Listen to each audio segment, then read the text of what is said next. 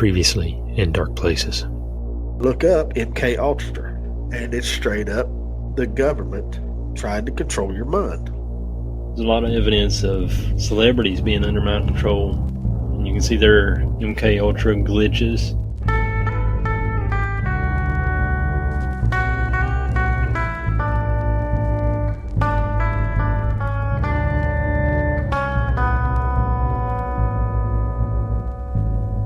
Hey guys, welcome to the show. Today we're going to be talking about Dogman, and a lot of people kind of laugh at the idea of a big werewolf looking creature roaming the woods, but we got some stories that might make you think twice about it. If you've got a story to share, you'd like to be a guest on our show, send an email to indarkplacespod@hotmail.com.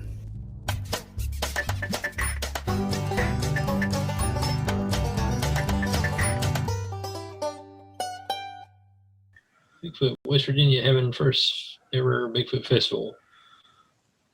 The Bigfoot Museum is open to the public in West Virginia. Museum in Sutton, West Virginia takes a scientific look at Bigfoot. The museum will provide eyewitness accounts, castings of footprints, and a map of sightings in West Virginia. The museum will also be putting on the first ever Bigfoot festival On Saturday, June 26th. They've got some speakers going on that day. Oh, yeah, I didn't even know that. Yeah, they got entire itineraries. Says Dusty Ruth, Doug Waller, George Dudding, Les Odell, and Daniel Boone Smith will all be speaking. I've heard of that George Dudding, that character. I've heard of him, but I've not heard of the others. No, me neither. And this, I guess they're going to have, this is the actual grand opening of the Bigfoot Museum up there. They're going to have live music, a Bigfoot reading from a local library. I don't really know what that is, but live music by Eric Atkins. Opening prayer. An opening prayer. How about that? I didn't see that. Well, God bless them. Well, while we're talking about that, festivals, don't forget what the Mothman Festival is slowly closing in on us in September. Yeah, it's unreal. It'll be here before you know it. September 18th and 19th. And I guess it's been a pretty big deal in the past years. I mean, there's been a lot of people come to this thing. That year that the Mountain Monsters dudes were there in 2016, I think, that year was their biggest year ever. I think they had like 20,000 people there. Wow. And that little bitty town.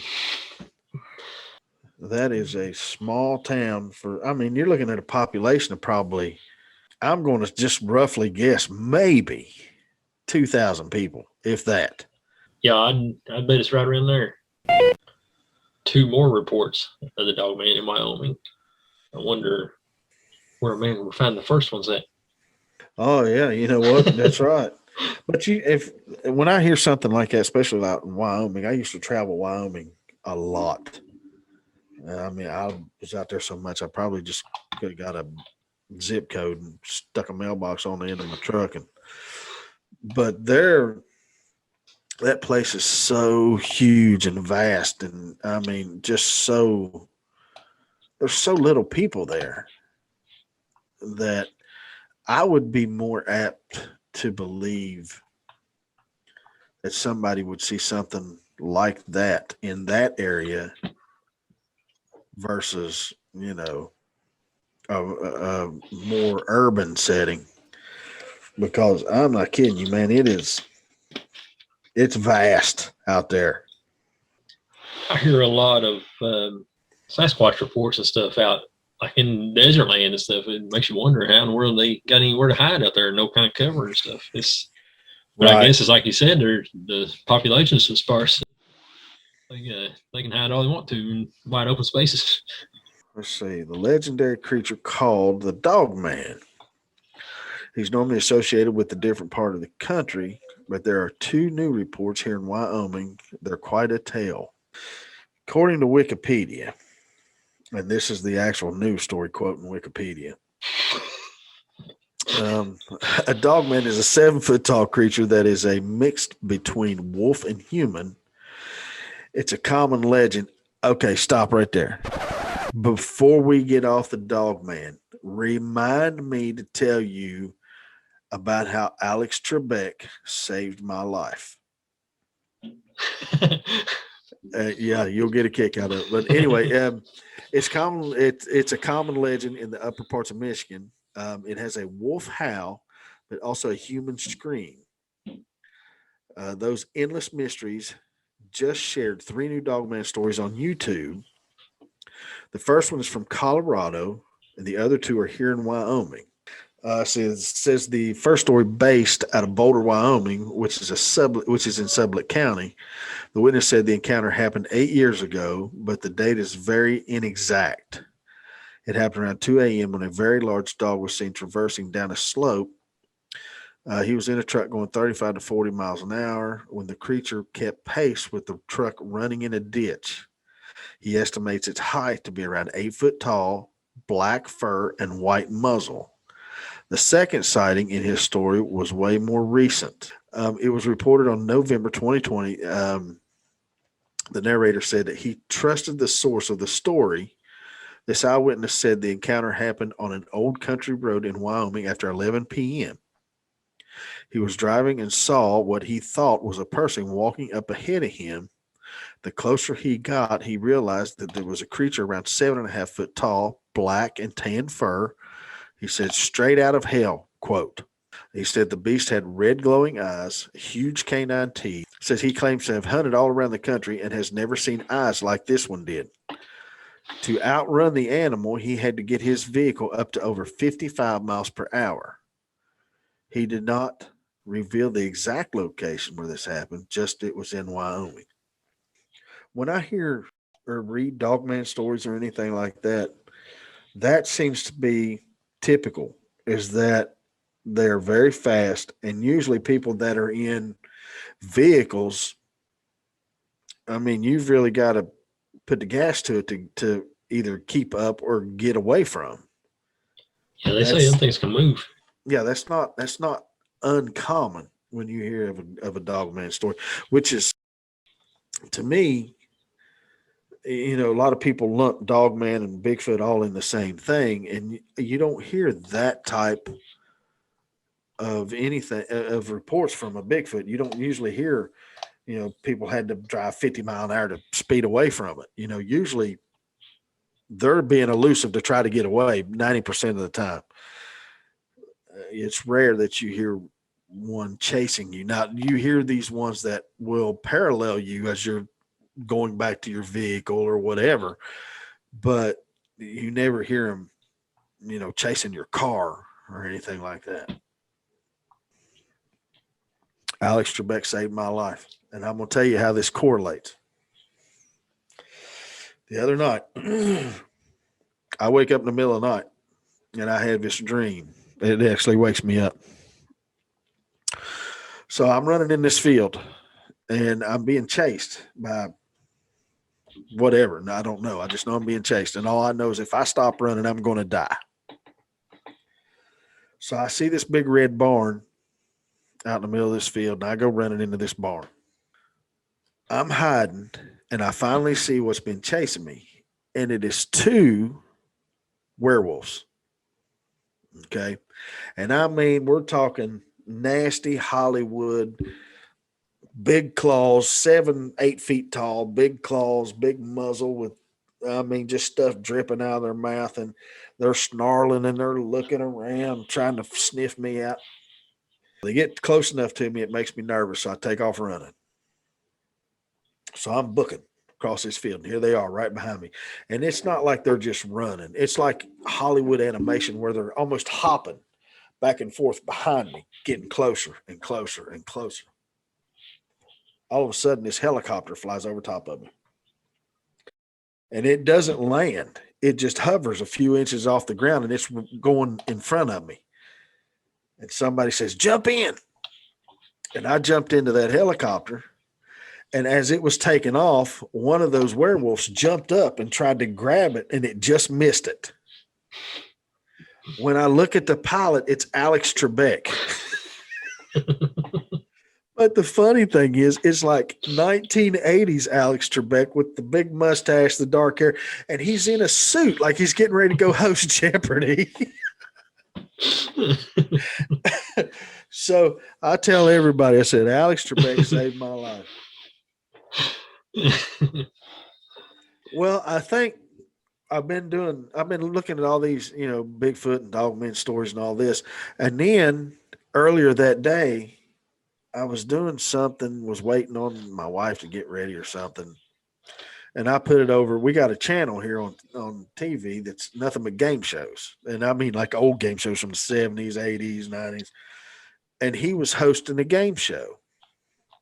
So the only thing I can think of is that where I'd been reading all these stories about Dogman, and then I watched that earlier with Alex Trebek, that my mind in my sleep put it all together in a weird, crazy Hollywood movie.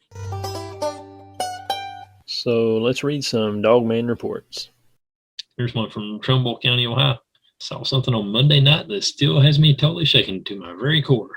I have always loved nature. I love the woods. I love hiking and camping, fishing. I'm really into mycology. I don't know. I don't know mycology. What is that? Wait a minute. Oh, we got to stop right there and find out what that is. Hang on. I'm looking right now. The scientific study of fungi. Well, that sounds exciting. Okay. So I'm out looking for mushrooms and various types of fungus whenever I get a chance. The weather was absolutely beautiful on Monday for this time of year. So toward the evening time, I decided to round up some of my walleye gear and head down to the old train trestle crossing the Mohawking River in Niles, Ohio. I had parked my car about 1.5 miles from the trestle so I could walk down the tracks and hit a few other spots along the river on my way down there. By the time I reached the trestle, it was pretty much dark. I was wearing a headlamp at the time, so I had a depending light source. At this location, there is a lake directly across the river, which the two are connected by a small overhead dam. I was there for 15 minutes when all of a sudden there was this overwhelming feeling of dread came over me. I switched my headlamp on to turn around, start back up the riverbank, and right behind a big sycamore tree, I saw what looked like a very large animal, kind of kneeling beside/behind it. As I locked my eyes on it, I completely froze. I knew I was definitely seeing something there, but my mind couldn't process it. What I was looking at didn't make any sense. The thing that I kept saying to myself was, animals aren't supposed to look like that. As I'm thinking this, it's as if the thing read my mind and stood up, made itself perfectly visible in the most pretentious way. It almost had this vibe like, yeah, now you see me. You know I'm real. I definitely exist. What are you going to do about it? And as soon as it happened, it kind of hunched over and made its way into the brush.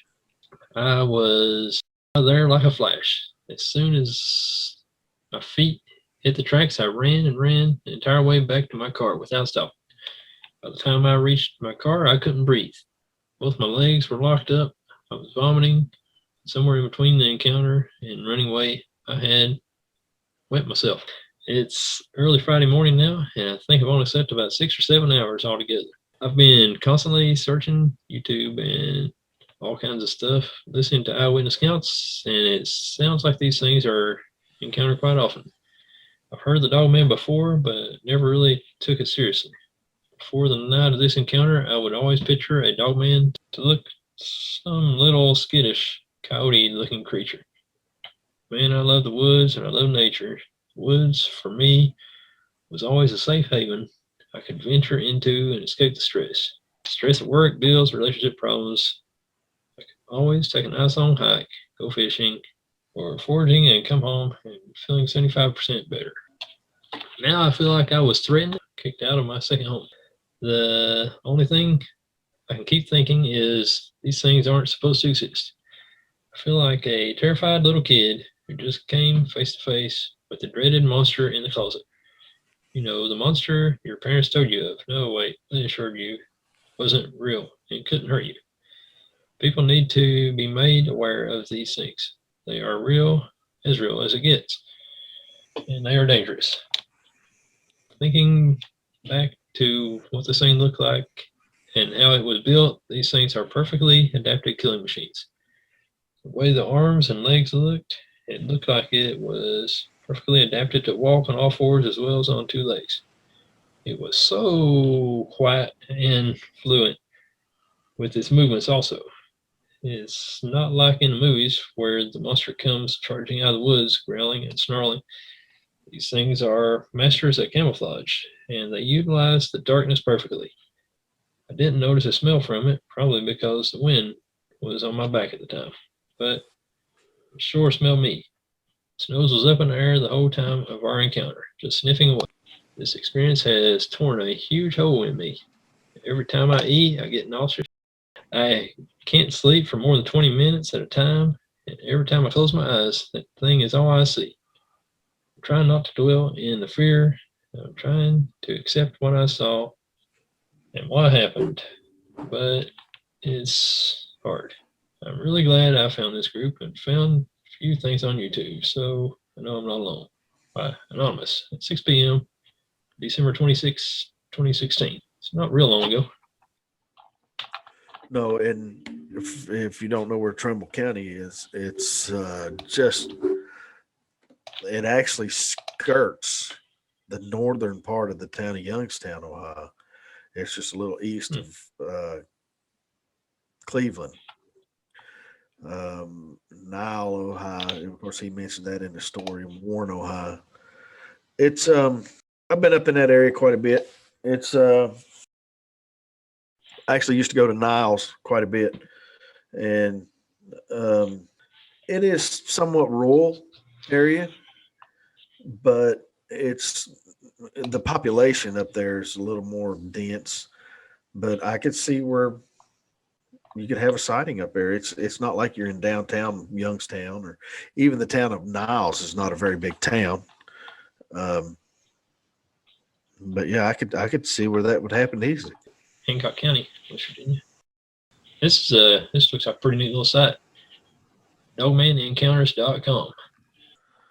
Let's see. It says, I'm a 32-year-old lady from the very northern tip of West Virginia. Most of my life has been in Hancock County.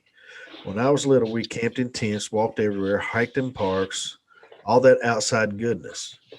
In my teens, we started going to state parks to ride horses. I've been to Tomlinson Run, Beaver Creek State Park, Salt Fork, Raccoon Creek, and Vista Park. I think that was the name. We had a friend who was constantly inviting us to ride on people's land as she had received permission from.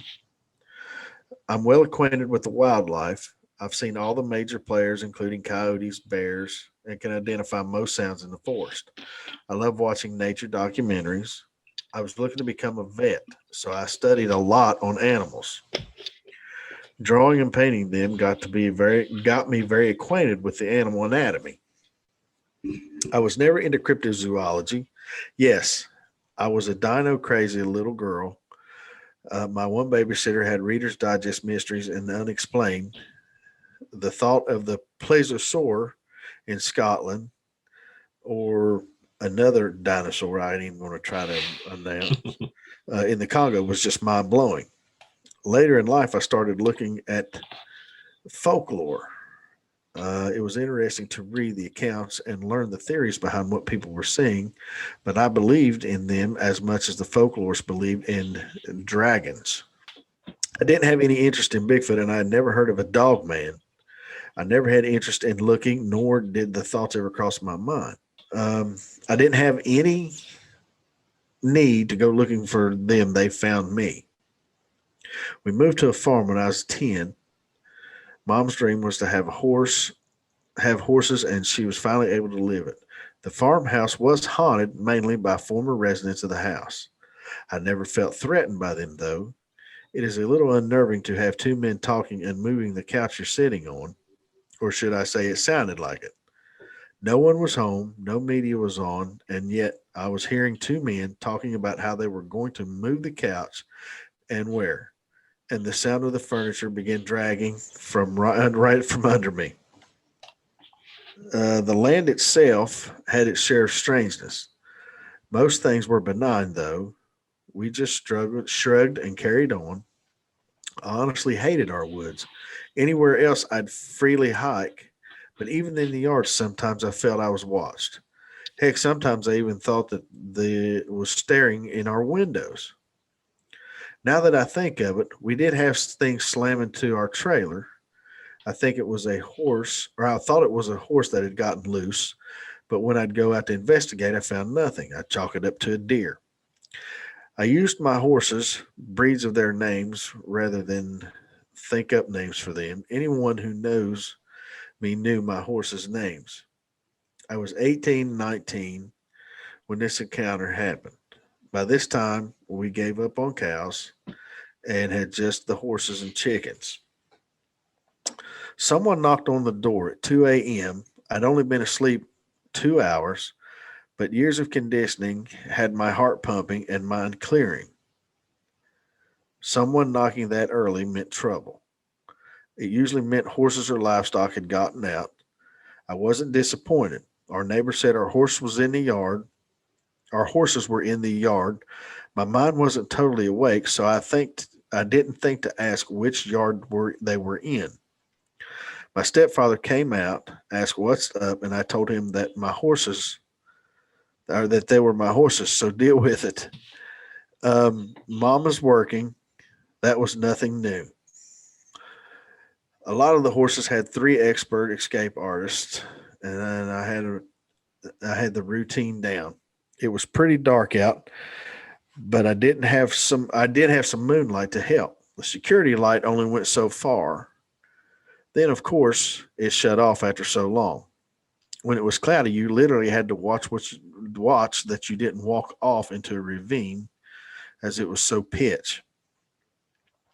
I was naturally in a foul mood, cursing my horses and wondering if some drunk had gotten through the fence again. It happened a lot.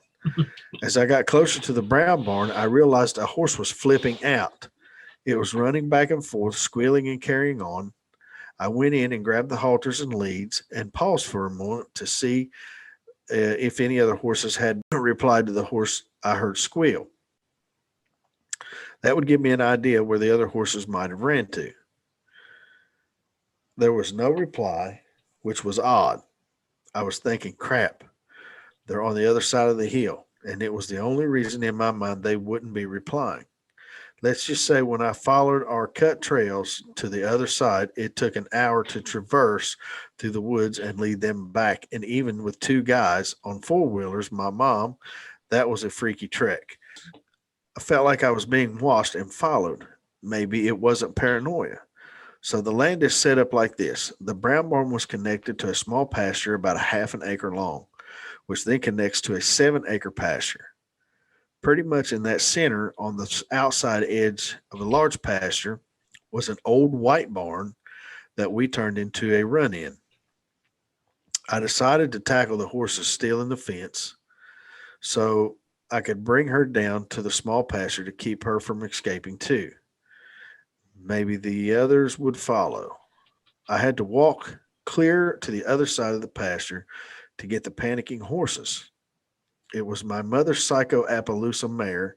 I tried to catch her and nearly got trampled a few times trying. She was frothing at the mouth. Her eyes were really white and really showing. I was alarmed as I said, "Psycho." I noticed my other 6 were across the road, and they were standing in a tiny little fenced area under a spotlight. They were standing motionless, not touching a blade of grass. I was wondering how the neighbor managed to hear them into the tiny fence area with a tiny door. 3 horses were over 16 hands tall. One was a draft horse cross. I've had horses since I was 9. I'm 32 now. I've had ponies and horses. I've had Appaloosas, Arabians, draft horses, quarter horses, walking horses, saddle breeds, thoroughbreds, Mustangs, foals, blah, blah, blah, blah, blah, blah, blah. And I've had a lot of horses from all walks of life. I will tell you, they consistently do not like to be crammed into tight spaces, especially not in a group.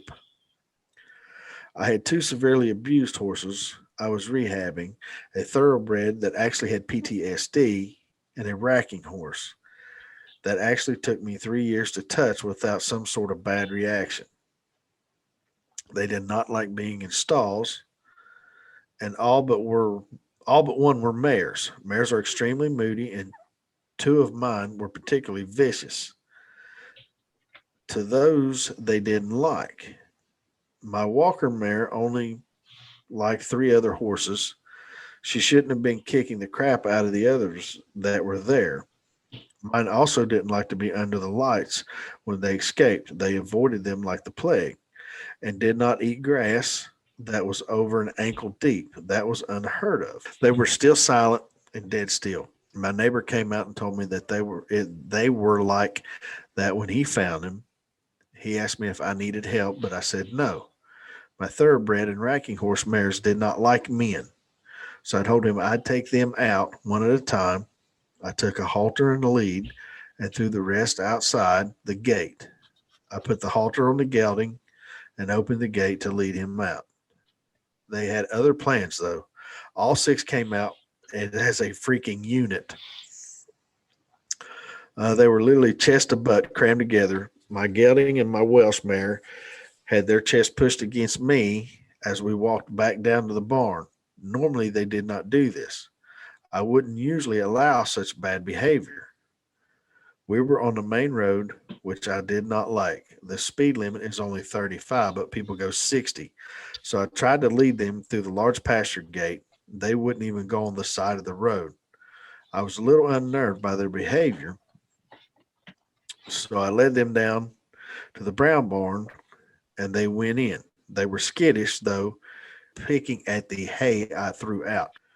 Walking around restlessly, sticking to the barn like glue and eyeing the upper pasture.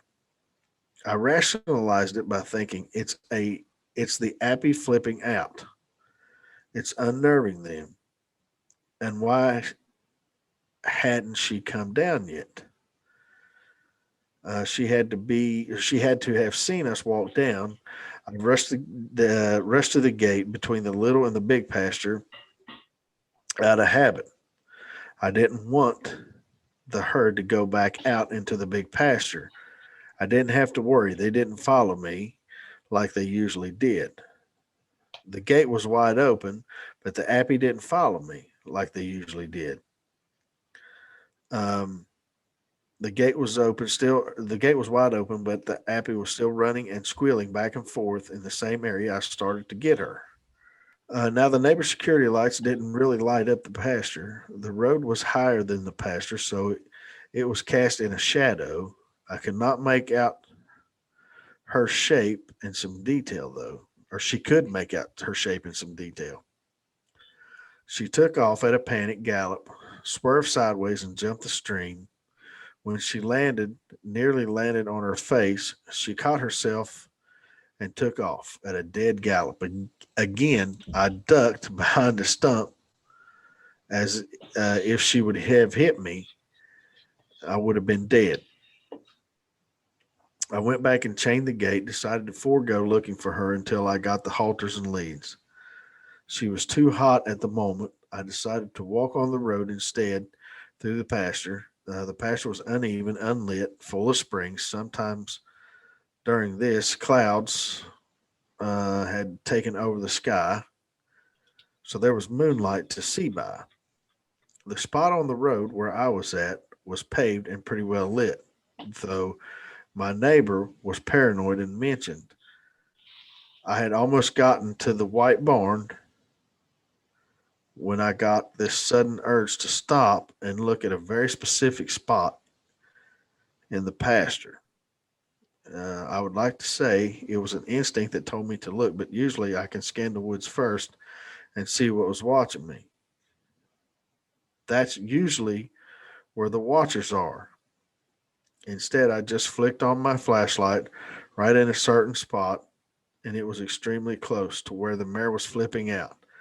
I saw red eyes shine. My first thought was, why in the world would a deer be there with all the chaos? I was feeling a sense of extreme dread and didn't know why.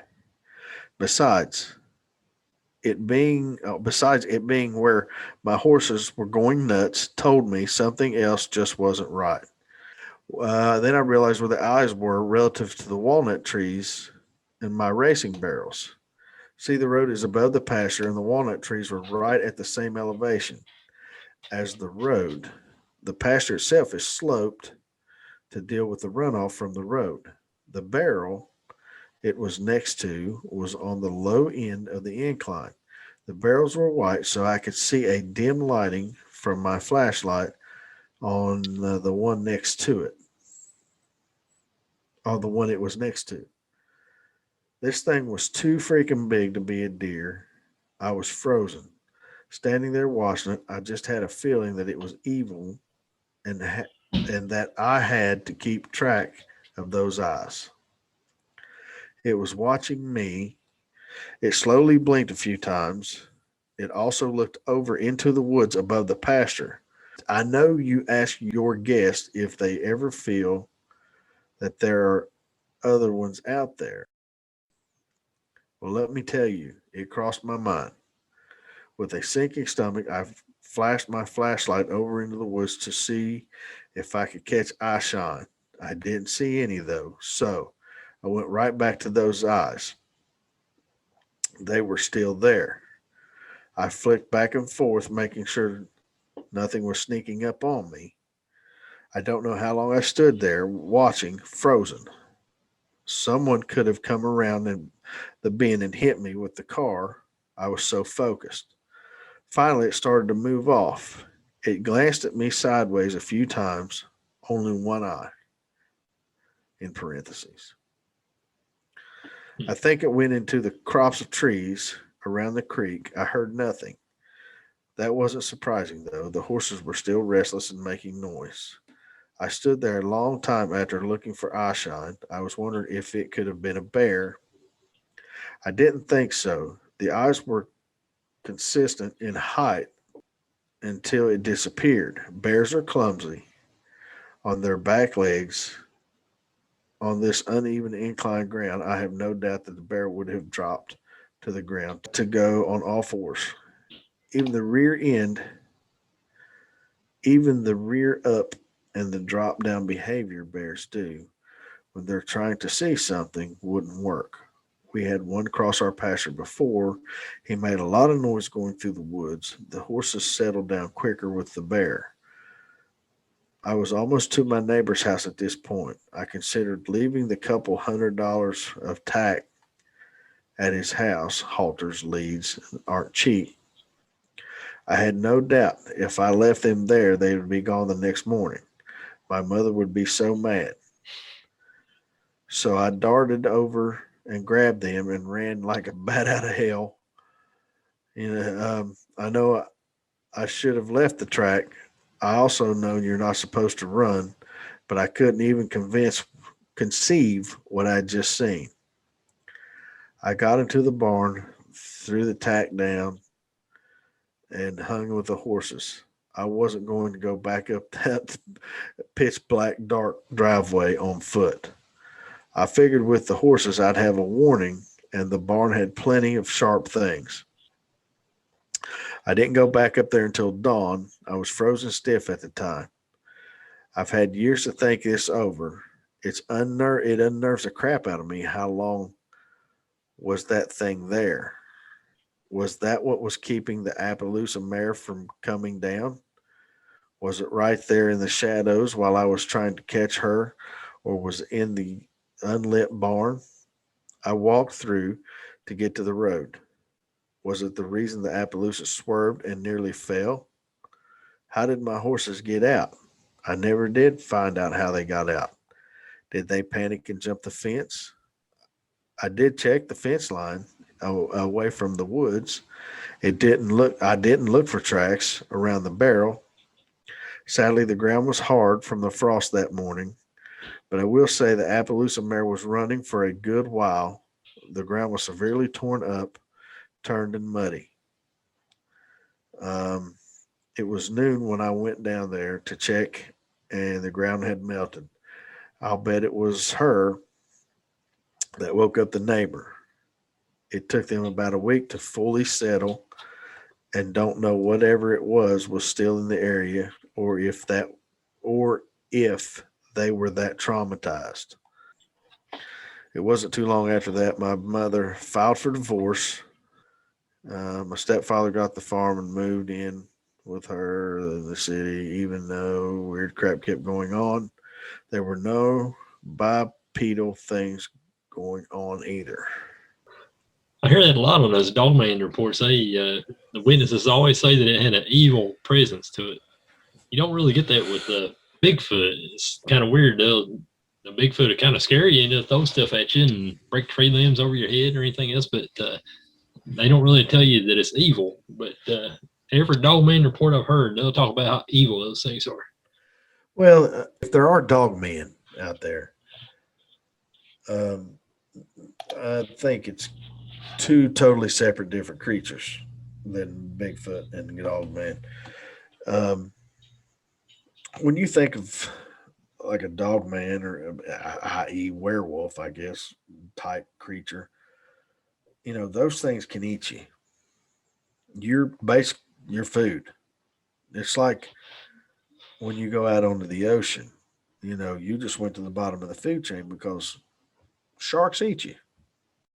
More scared of a dogman because he's hungry and he wants to eat me. Where a Bigfoot type creature may just want to kill me to get it out of its territory or something of that effect. I don't think Bigfoot would kill you to eat you, but I don't know that.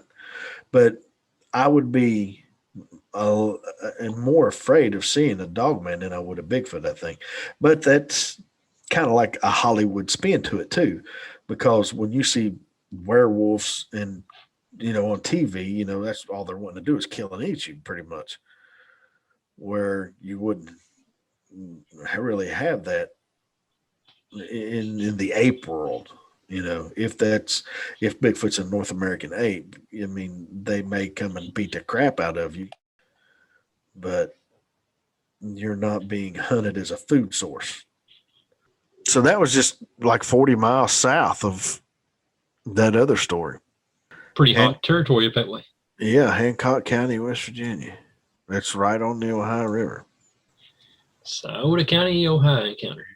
This took a lot of courage because I've been ridiculed so much for what happened to me. My grandfather owned the cabin. I'm not disclosing the location of it due to the fact that I don't want anything to happen to anyone. Anyway, my grandfather's cabin was his way of getting the family together for the holidays so he could have a nice Sunday dinner with all of us.